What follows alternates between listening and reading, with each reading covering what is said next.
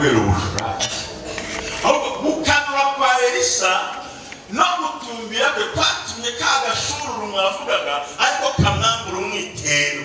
Nudasenga ntacyo uzakura ku bantu, bigusaba gusenga kuko nta kintu cy'umuntu yamuhereza, nta muntu warekura ibintu bye, nta muntu wagushyira ahantu heza. Bisaba gusenga ukinjira ugapenetra ukongera ugapenetra ukongera ugasenga. Tubita ngo senga wongera usenge kandi usenge ukomeze usenge kugeza uko uzagera ku cyo wifuza.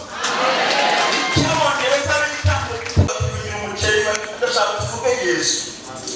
Abakunda Yesu ariko murahari mwese abakunda Yesu bakumva aruta ibintu byose ubuzima bwabo. Ni igitabo cy'Abakolosayi nshaka gusoma, ndashaka tuganire ubwoko cyangwa uburyo butanu Kristo yabyaye n'amaraso. Madamu wanjye yambwiye ngo nushaka uhagume gupfa kumwe n'umushumba wizeye.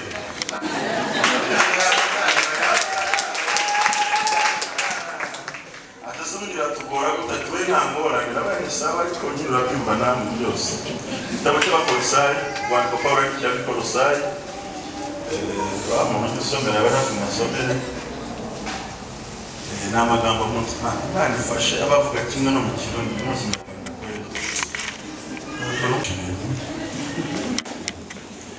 ibice bibiri guhere ku murongo wa 11 tuze gusoma umutwe w'amagambo wihorere kuko topic ninge nyinshi. Reka dusome mu izina rya Yesu Kristo. Kandi muri we mwakebwe ubukebwa kutari ukw'intoke, hamwe mwiyambura akameremere k'umubiri, niko gukebwa ko muri Kristo. Kuko mwahambanywe nawe mwibatizwa, niho kandi mwazuranywe nawe kubwo kwizera ubushobozi bw'Imana yamuzuye mu bapfuye. Kandi hamwe mwari mugipfuye mwishwe n'ibicumuro byanyu no kudakebwa kw'imibiri yanyu, yabagiranye bazima nawe, imaze kuduharira ibicumuro byacu byose, ihanaguye n'icete kitwagiriza kirimo amabwirizwa cyaduhama, igikura hagati yacu nayo ikibamba ku musaraba. Kandi yambuye abakuru n'abafise ububasha, ibateterereza mu maso ya bose, ibashorera ibafashwe mpiri ku bw'uwo musaraba. Zitangaje umara soyumisa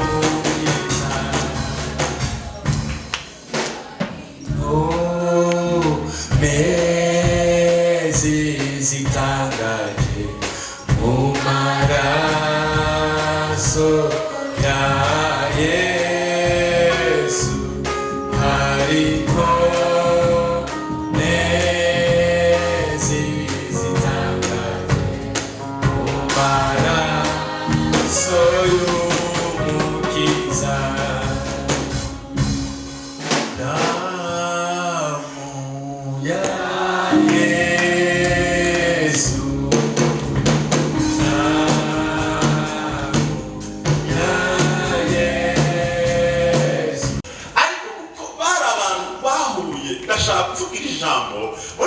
cy'Abikorino, icy'Abaroma, icy'Abafilipi, icy'Abagalati. Izi ndandiko za Pawulo zose zisangiye ibintu bitatu bijya gusa, ari byo uyu munsi itorero ry'Imana rihagazemo.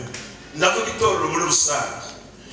Hari harabaye intambara ikomeye kuko itorero ry'uyu munsi ryishwe n'ibintu bitatu, kandi nibyo byinshi itorero kuva kera. Ikintu cya mbere cyishe abantu mu misengere ni imyigishirize, metodoloji abantu bigisha ijambo ry'Imana. Icya kabiri ni abigisha. Icya gatatu ni inyigisho batanga.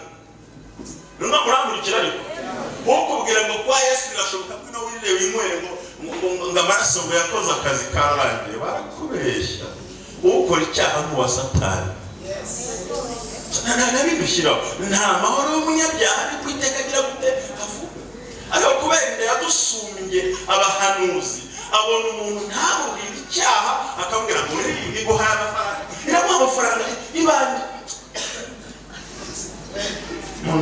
ndavuze ariko we kubera ko dukeneye amafaranga n'ibiryo n'ibindi niyo umuntu abonye icyaha nta kimubwira ahubwo aramusigiriza uramubonye aragusaba umugisha yakuyemo inda ari gusanga byari undi mwana mubwira utuwo wataye muri tuwarete we niyo ari umwana amubwira amafaranga kandi nicyo bahuramo nacyo ajya gusengera ku musozi ngo nguhaye umwana w'umuhungu ikamwita izina yajya ahandi guhaye umukobwa ugasanga guhaye umuhungu umwe muhaye nk'amazina 20 kuko siyo n'abatekinisiye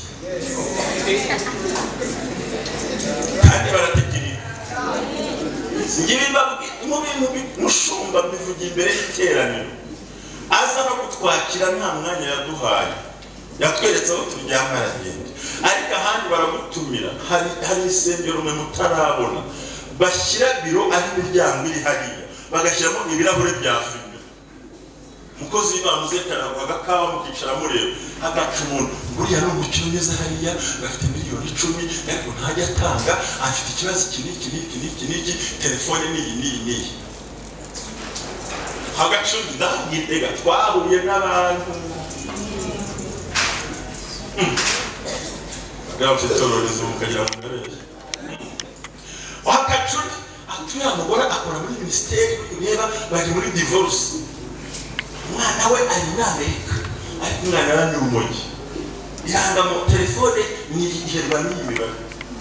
Bracket akayikuri. Waburi kirofu dafite mukaro muri mwana. Ariko mwebwe haleluya.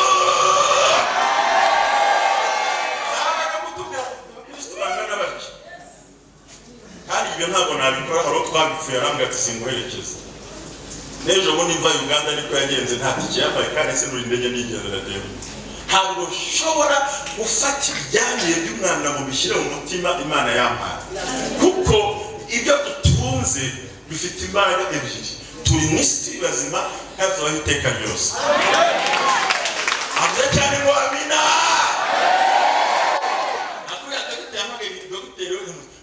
yawe ibona gatandatu karindwi kane aho muzi atoya telefone yawe ni karindwi kabiri gatandatu umunani 14 hari aho muzi ati ntaho muzi Imana yavuze ngo zana miliyoni enye aho ngaho uti Imana igiye telefone yawe ikana kurate yawe umunyarwanda uvuye Rwanda kanzi iyi si Imana namara kuganira bakayatura mwajya muri biro mugapasura niyo myuka hanze hamutara baba kandi mushitsi n'abazimu ahubwo ni nyirakuru w'abazimu na nyina w'abazimu n'abazimu bashobora ese ibyo mwari mubizi ariko ndashimira Imana ko mfite itorero rizima kandi Imana inyamwiza haleluya nagira ngo twumve ibiganza umushumba wacu mbega Imana imuha umugisha rwose haleluya abarabikora nanjye hari abanyekeritse bazi neza ko hari amafaranga nakiriye zari miliyoni 11 nakiriye kuva hanze umuntu arabinegeye mu rusengero akubiteka wakiriye miliyoni 11 ati niki Imana ivuze mfite umwana wiga hano cyane kandi wari ugiye kugura kamera ni cyane biteka abaye ngo tanga miliyoni Imana igumugisha ndamubwira nti nari kuyitanga utayubwirwa n'uwambonye kuyakurayo nukuri muzambona nzanava hano nibyo ntakubwiye twicaranye ntubitegereze inyuma hariya kuko njye simfite gahunda yo kwikorera ibyakunaniye niba utigiriye ibanga njye sinzabikubikira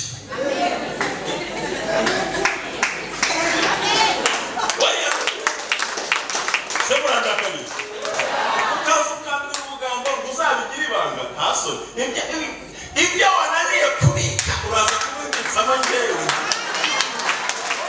wabika ijambo ry'Imana tubika amateshwa nk'ayo ngayo tugomba gusoma tukabika ijambo ry'Imana tukabika ibyiringiro tukabika gutabarwa tukabika ngo yavuganye natwe ntabwo dukwiye kubika ngo yaratuvuze toka shitani mu izina rya Yesu njyewe ijambo mbwira abantu ngo ntaho ngiraho kubika imbabazi aharuze ntaho ngira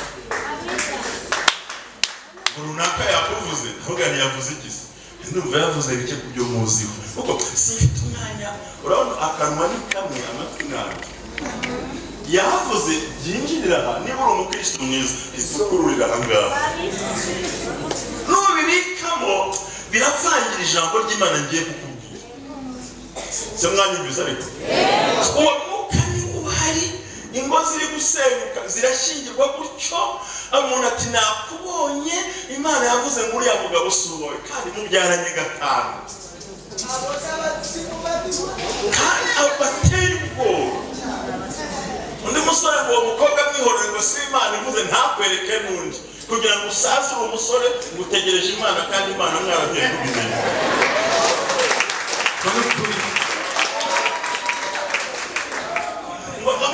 urabona amagire ngo mu Burundi nyine ngo abagore dufite abakobwa benshi nyene barangije kaminuza yimenya ko wize kaminuza hari umuhungu bicaranaga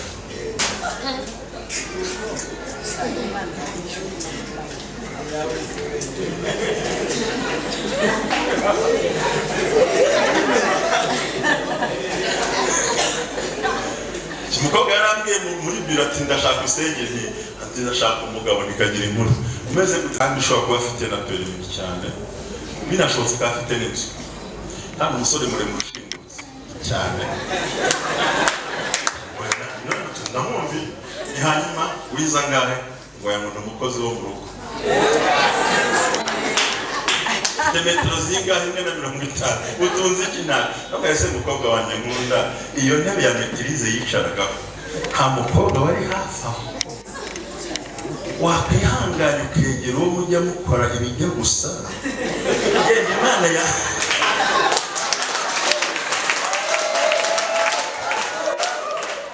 icyo nshatse kuvuga aha umenye ukureshya iyo umenye ukureshya nibwo Imana ikujyana muri ubigira guterana se mwakumisa ako kantu ngo dufite abahungu baheze nako se ni mu rugo bagiye iwabo n'undi baheze mu nzira nyine si umugabo ngo ajye mu matara n'abagabo si umwana ngo ajye mu rubyiruko afite imyaka si umugabo si umusore yaheze hagati nko kuwa kane kuwa kane ni hagati ari ikakubere kuwa mbere kuwa kane kuwa gatatu kuwa kangahe ku cyumweru kuwa gatanu kuwa gatandatu ku cyumweru kuwa gatandatu kuwa gatanu kuwa kangahe hari abahungu baheze kuwa kane mbega bigize abakoboyi nk'uko ururimi ruturana n'amenyo kandi ntibirumane ariko haleluya iyo wemera uburiwe nibwo Imana iguhica uzaba cyo iyo wiyakiriye nibwo Imana ikwakira icyo tutemeye kwakira n'agasuzuguro k'abadayimoni ariko twe turiyakira asifiwe Bwana usanga n'undi mukobwa atari kugera bamuraba icyo ushaka tukabana zubyihuze tarangi kibyiheza none ugeze ubwo ubasekera nta gahunda bafite kandi bene abo basanga mu cyumba mwana muri iki iyo yaguhaye umwanya upfusha ubusa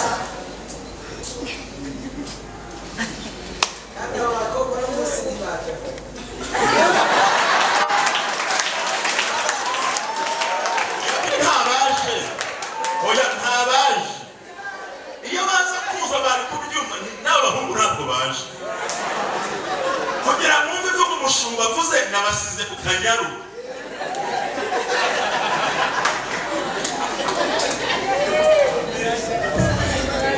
baraguhamagaye ngo jya muri korali yo kuramya nta bushobozi baragira batangiye gutunda amamodoka nanjye mu nyandike nshaka kujya ku rutonde waje hakiri kare ko hari igihe uzahora ukandagira nshuti yawe hari igihe uzashaka ahantu ukandagira haza abantu bafite amajwi byari byaragoramye kubera ibigeragezo kubera kuratahara kugira ngo sherika niba urataha ukisanga urugero se amakuru mufite bacyanditswe kera nyamara muzamubura nagiye ndashaka wumva ibibazo dufite uyu munsi wa none noneho Apolo we ntari no mu ntumwa za Yesu ahubwo yamenye ibya Yesu ariko abifata mu buryo budasanzwe abishyira mu bwenge bwinshi cyane hagira abantu bamukurikira. Haza uwitwa Petero ariwe Kefa wabanye na Yesu baraziranye, na Yesu baravuganye, na Yesu barakoranye, na Yesu aramusobanukiwe, ariko abantu umugabo ufite defo imwe, defo yitwa kurobanura ashingiye ku bwoko.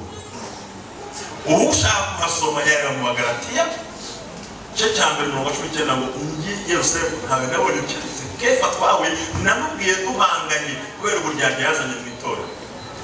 Yasangiraga n'abanyamahanga yabona abayuda baje agahita ahindukira ati rata mwemurire ntiwacu b'abayuda cyavuze mwakibuza kabiri aho cyavuze ntabwo mukibuza amateka y'abanyarwanda ntabwo turayazanye twese cyavuze ntabwo mukibuza aho kureba umwuka ukoresha umuntu ukabanza ukareba niba ureba kurengera ari hano usubiza kureba kugisha ukuri ntababuri twe mu Rwanda nta bwoko bamwirangamo ariko mu mitima y'abadakijwe bagira gute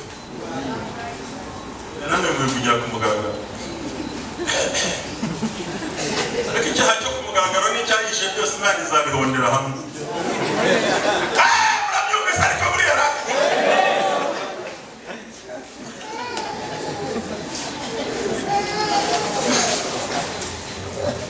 noneho Kefa Yesu yabwiye ngo uragira intama zanjye, yajya mu banyamahanga agasangira nabo, ariko yabona abayuda baje agahita bakwemba ngo itorero ryiremwamo ibice kubera uwo muntu.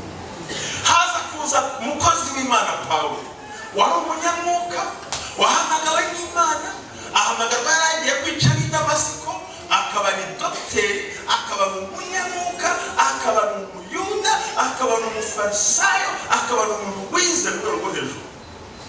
Ahageze we abigisha iby'umwuka, abigisha gukizwa, bavuga mu ndimi ibyo Petero atabigishije. Batangira twebwe turi Apolo, abandi turi Pawulo, abandi turi Kefa. Haje iki gikundi cya kane cy'abantu bava muri abanyamwuka basumba bashumba kugira umukara batwanyamwuka n'abahanga. Mushyiraho iterano no kuza gusenga akajya mu kindi cyumba akagiye kumva ukuntu Imana ivuga. Itavugiye mu rusengero mwateranye ku musozi ntaterewe. Abantu bagira ibyaha 22 babwiye. Twabona abanyamwuka bagezeyo bazi guca imanza bashingiye ku cyo babonye, kandi nabo wabinjiramo ugasanga wapi.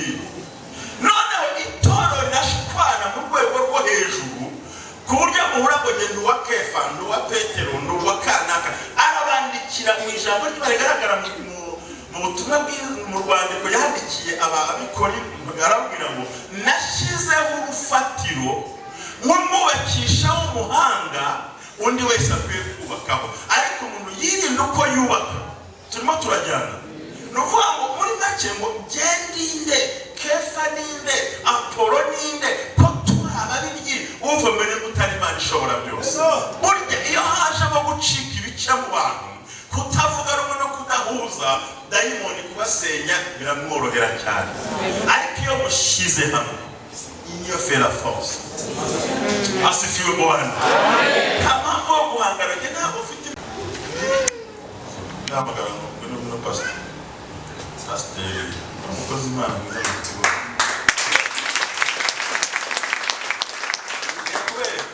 kiye kuzuzanya ntiduhagarara ngaho ngaho tarora bahagera tutangura nka hasi yo kubagira manu ubwo hasi yo kubagira muri kuna muto simuhanze muri byo mbere urabona ngende uyu pastor Nduwimana zamuri nganza gutya bo simutanze hejuru umurabura simurusha hano hejuru ngaho manura makoto ntange hasi none nenda aransumba hasi aretse kwira tusumba hejuru gusumba hasi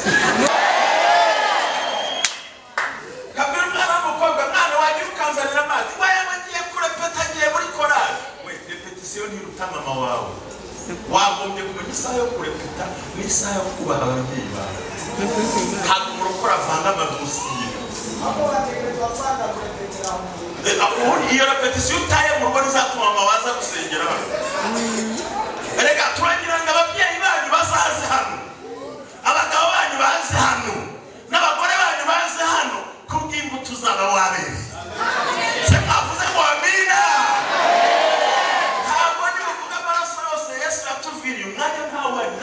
mutwe gusa, icyo bita guhinduka mu myumvire, mu mitekerereze no mu mikorere.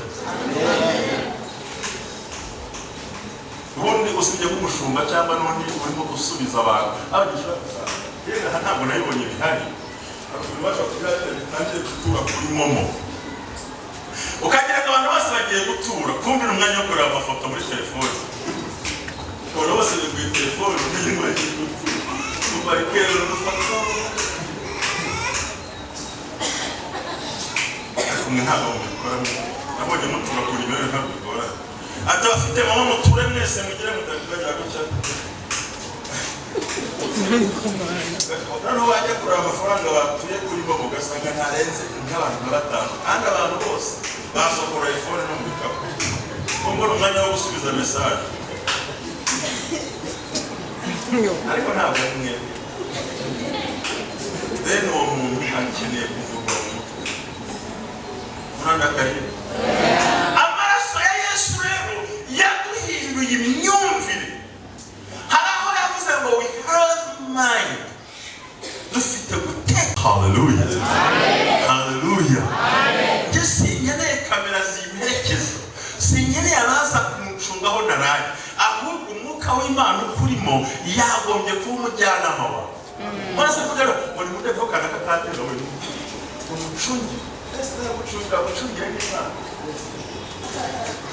Amaso y'abantu afite imbaraga kikutije n'Imana rikureba. So dufite gutekereza icyerekana ko umukristo yahindutse. Naho Pawulo yavuze ngo ni ukurwandiko rw'imihango rwaturegaga ngo arubamba ku musaraba.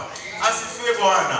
Warangije yivuga hejuru y'abakomeye ku mbaraga z'umusaraba. Nuvuga ngo kugira ngo utekereze neza, kugira ngo umurokore muzima n'ukugira imitekerereze mizima yari muri Kristo Yesu. Umuntu utekereza nka Kristo ntagambana, ntateranya, ntabeshyera, ntagonganisha abantu, ntahemuka, ntazimura, ntakererwa, ntagagambanira abantu, buri gihe ahora ashakira amahoro abantu.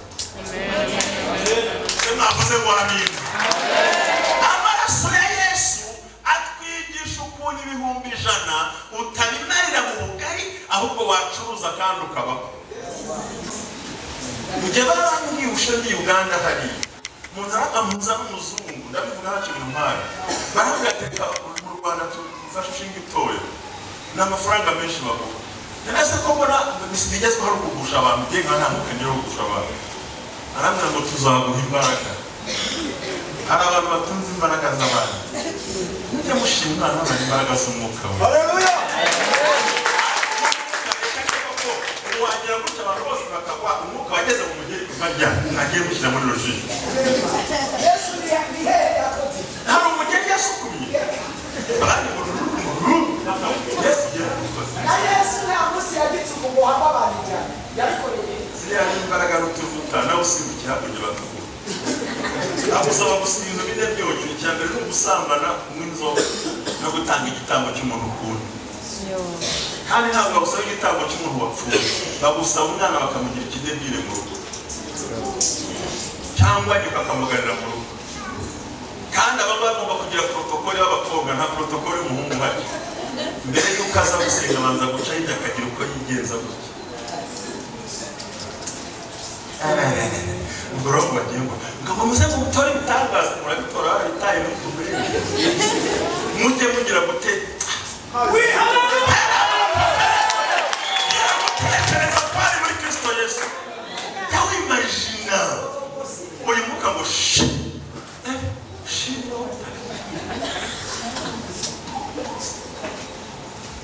yagira gutya mugabo amariyeri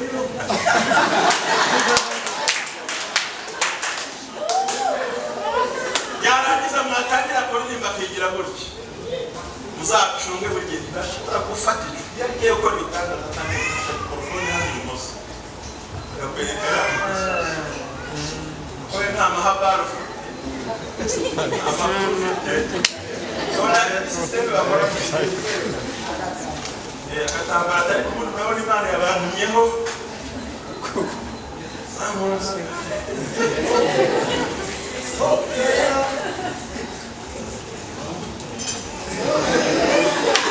arakubwiye ariko munsi ikintu cyose yambaye ati pokera kandi bagomba kuguha teri mukoresha uzasanga harimo ugiye kuvuga mukora mutanabizi by force by fire by force iyo ni systeme y'umuntu umwe ari kubafungiye muri Amerika y'ubugabo babitangiye kubiza amafungiye muri Amerika ndabivuze kandi baranyuka nawe arabizi ko afunze ko yitwara kuruzi nawe urabanabizi arambwira tuvuga by force ndavuga ni by the Holy Spirit imbaraga z'umwuka ariko uboneza mbaraga by force muzi ari force ya hehe ni force butike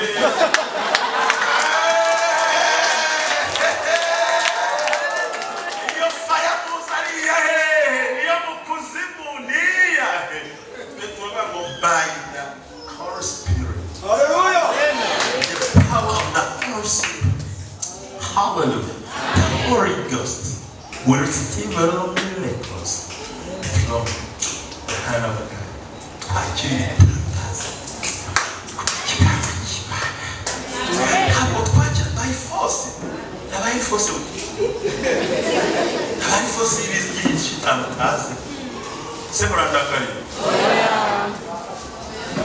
mwumvise kugira imitekerereze ashakaga hindura iki hano haracyari isoko nzima yingweho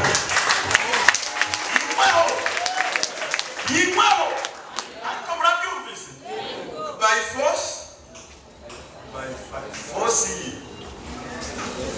ni amagana y'abadayimoni bohereje muri bo force yandi umuriro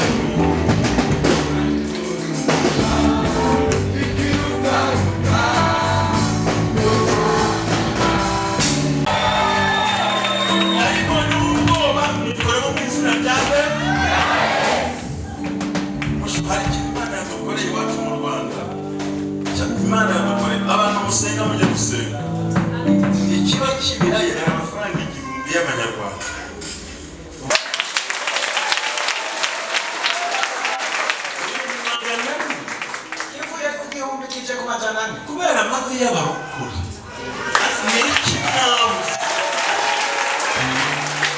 yabizi ko abasaza bakunda ibiraya abakecuru bakunda ibirayi n'agafiriti kararyoha none baze igihugu cyabo uri Imana ishoboye uri Imana ikomeye uri Imana ihambaye uri Imana yo mu ijuru reka ibintu bihinduke inyuma yo gutahura hindura maze urakoze intango twatanguye uno munsi kwawe tugusezera turakoze kugira tubandanya natwe urakoze gufuza imigambi myiza imyiyumviro twiyumvira ko ni iby'amahoro hafi icyubahiro turagushimiye ibintu bihere ahantu huzuye abantu bahindutse mu byiyumviro mu mitekererezo mu migambi yabo mu maproje yabo mu myifato zabo mu ngeso zabo tuyizeye mwami ijambo ryawe rirarema ijambo ryawe rirahindura ijambo ryawe rishigikira umuntu ijambo ryawe haleluya ndakungana ndagushimiye kugira tugira neza urakoze mwami kutwubatse kuduhinduriye amateka kuduha inyuma yo guhindura imyumviro hari guhindura ubuzima bwacu iraneza abakobwa bari hano iraneza abamama iraneza abapapa iraneza abasore iraneza abapapa